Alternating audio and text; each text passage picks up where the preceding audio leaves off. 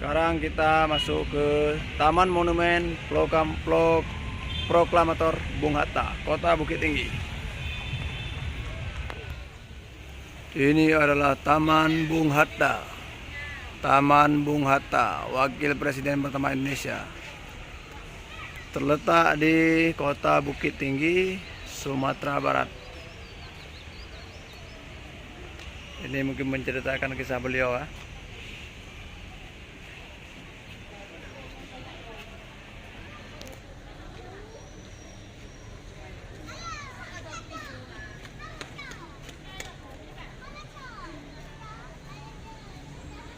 Pesan Bung Hatta, pahlawan yang setia itu berkorban bukan buat dikenal namanya, tapi semata-mata untuk membela cita-cita.